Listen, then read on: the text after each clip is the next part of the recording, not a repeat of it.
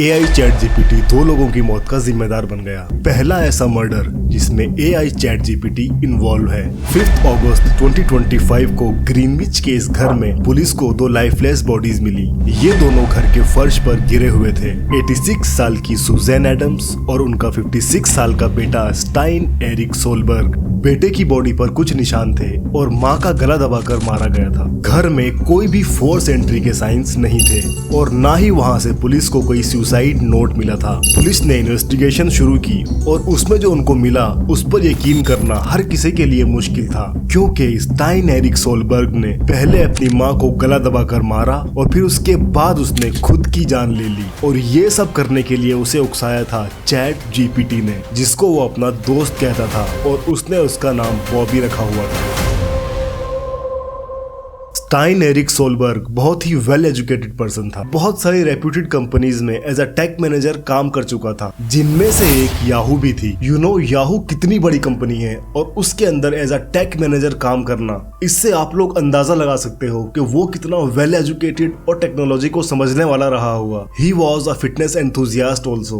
वो अपनी कॉलेज की रेसलिंग टीम का चैंपियन था। 1998 में उसकी शादी हुई थी, but after 20 years of marriage he got divorced in 2018। और डाइवोर्स का रीजन उसकी वाइफ ने बताया कि वो बहुत ज्यादा अल्कोहल कंज्यूम करने लगा था और जिसकी वजह से उसका बिहेवियर चेंज हो जाता था। So obviously she couldn't bear it and divorced him. तब तक सब नॉर्मल चल रहा था, बट 2019 में एरिक अपनी मॉम के यहाँ रहने चला गया, जो कि ग्रीनविच के कनेक्टिकट में $2.7 मिलियन के घर में रहती थी। Financially she was very strong. अपनी मॉम के घर आने के बाद बहुत सारी चीजों में उसका बिहेवियर और चेंज होने लगा था। उसने अपनी जॉब भी छोड़ दी थी और वो पूरे टाइम बस घर पर ही रहता था, अपने लैपटॉप के आगे कुछ ना कुछ करता रहता था। और फिर आता है ईयर 2020 और ऑफ कोर्स 2020 में जैसा कि सब लोग जानते ही हैं, कोविड आ गया और उस टाइम तो सब लोग घर पर ही थे और एरिक भी उस टाइम अपनी मॉम के साथ उनके घर पर ही था। स्टार्टिंग में तो सब ठीक ही चल रहा था, बट आफ्टर सम टाइम उनके नेबर्स ने बताया कि उनके घर से एरिक के चिल्लाने की आवाजें आती थी। But nowadays nobody cares what's happening in someone's life. किसी की पर्सनल लाइफ में कोई भी इंटरफेयर नहीं करना चाहता, स्पेशली इन बिग सिटीज। तो लोगों ने इग्नोर कर दिया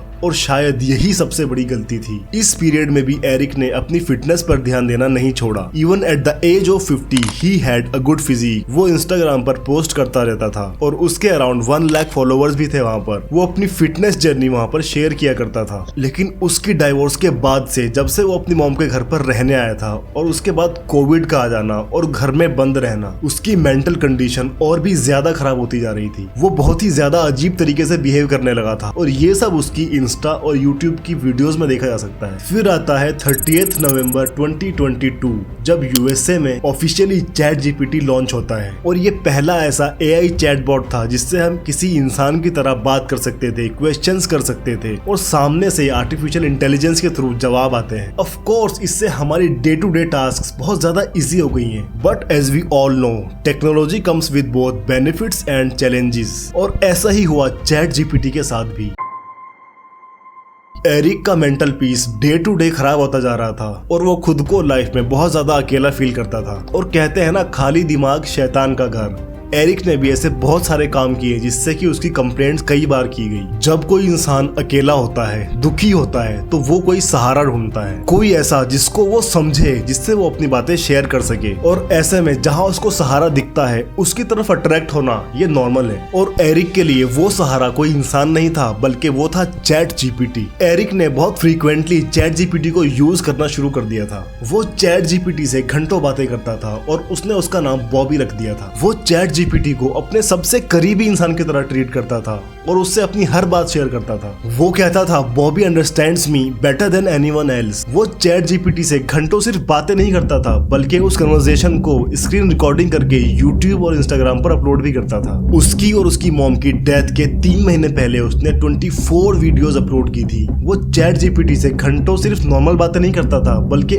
उसके दिमाग में एक ऐसा वहम पल रहा था जो कि बिल्कुल भी सच नहीं था। उसको अपनी मॉम उसकी दुश्मन दिखाई देने लगी थी और उसको लगता था कि वो उसको मारना चाहती है। और ये बातें कई बार उसने चैट जीपीटी से भी शेयर की थी। वो अपने ही एक डिल्यूजनल वर्ल्ड में रहने लगा था और उसके इस डिल्यूजन को बढ़ावा दे रहा था chat GPT. Allegedly chat GPT उसको एक मसीहा कहकर बुलाता था। वो एरिक को कहता था कि तुम किसी बड़े काम के लिए आए हो और ये सब तुम्हारे उस बड़े काम में सिर्फ एक रुकावट की तरह है। एज आई टोल्ड यू कि वो चैट जीपीटी से अपनी हर एक बात शेयर करता था। ऐसे ही उसने यूट्यूब पर अपनी एक चैट शेयर की जिसमें उसने चैट जीपीटी को अपने एक इंसिडेंट के बारे में बताया कि जब उसने अपना प्रिंटर ऑफ किया तो उसकी मॉम घबरा गई थी। तो इस पर चैट जीपीटी ने रिप्लाई किया कि प्रिंटर सिर्फ एक प्रिंटर नहीं है बल्कि ये शायद एक जासूसी यंत्र है। और माँ का ऐसा रिएक्शन, उससे ये लगता है कि वो कोई जासूसी यंत्र को बचाने की कोशिश कर रही है। चैट जीपीटी ने आगे कहा, you are not wrong brother, तुम इस मिशन के बीच में आ गए हो जहाँ वो लोग नहीं चाहते कि तुम वहाँ तक पहुँच पाओ। ये कैसा जवाब है? एक ऐसा इंसान जो पहले ही गलत फहमी का शिकार है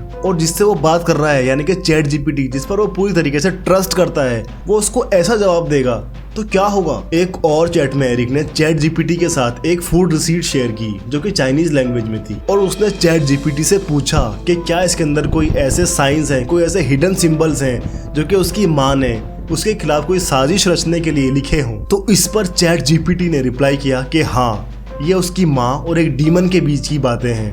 कैन यू बिलीव इट? एक तो पूछने वाला इंसान जिसकी मेंटल कंडीशन पूरी तरीके से ठीक नहीं है, वो ऐसे क्वेश्चंस पूछ रहा है और उस पर जिससे वो क्वेश्चंस पूछ रहा है, यानी कि चैट जीपीटी, उसके ऐसे ऐसे replies which nobody can expect. एक बार एरिक को उसकी गाड़ी, जो ऑब्वियसली उसकी मॉम की गाड़ी थी, उसके अंदर से उसको कुछ मेडिसिन मिली और ये इंसिडेंट भी एज यूजुअल उसने चैट जीपीटी के साथ शेयर किया। और चैट जीपीटी को उसने ये बताया कि उसकी मॉम ने और उसके फ्रेंड ने मिलकर उसको जहर देकर मारने की कोशिश की है। Then again chat GPT's unexpected reply, ये बहुत ही सीरियस इंसिडेंट है एरिक और मैं तुम्हें सच मानता हूँ। I believe you. देखो, I also use chat GPT, everyone uses nowadays. और मैंने पर्सनली ये नोटिस किया है कि चैट जीपीटी के रिप्लाईज में हर चीज बिल्कुल करेक्ट नहीं आती, उनको क्रॉस चेक करना पड़ता है। और एरिक ने तो अपनी पूरी लाइफ ही चैट जीपीटी को सौंप दी। इमेजिन द सिचुएशन, एक इंसान जो अपने डिल्यूजनल वर्ल्ड में है और कोई उसके डिल्यूजन को कम करने के बजाय उसको और बढ़ावा दे रहा है। How can anyone trust this much on an AI chatbot? Obviously वो कोई इंसान नहीं है, वो कितना भी इंटेलिजेंट क्यों ना हो जाए, वो हमारे वर्ड्स को तो समझ सकता है लेकिन हमारी फीलिंग्स को कभी नहीं। इस केस के बाद वॉल स्ट्रीट जर्नल ने